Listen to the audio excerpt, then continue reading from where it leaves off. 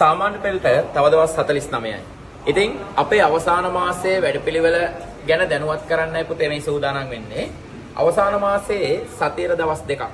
හැම අවුරුද්දකම වගේ හැමෝම හොයාගෙන එනවා වගේ ඔයාලත් එන්න වැරදිච්ච අලවෙච්ච හැම දෙයක්ම අපි හදනවා මේ මාසේ.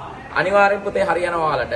ඔයාලගේ දැන් තියෙන මට්ටමට වඩා අනිවාර්යයෙන්ම ලකුණු 10ක් 15ක් වැඩි කරගන්න ඔයාලට අවස්ථාවක් තියෙනවා මේ මාසේ. ඉතින් එන්න පුතේ පන්නල සිප්සොන් ආයතනයේ තියෙනවා හෙට ඉඳන් ආරම්භ වෙනවා සෑම අඟහරුවාදා දවසකම ඔයාලගේ ෆුල් පේපර් එකක් සාකච්ඡා කරනවා.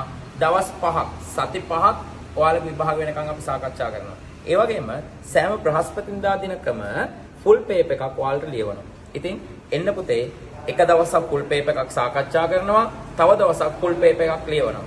ඔක්කොම ඔයාලා විභාගයට යනකොට මේ අවසාන මාසයේදී සම්පූර්ණ ෆුල් පේපර්ස් 10ක් අපි ඔයාලට කියලා කරවනවා.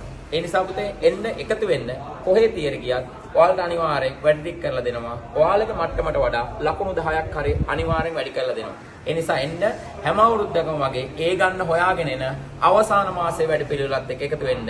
එහෙනම් හෙට හමු වෙමු පන්නල සිප්සොන් එකේ.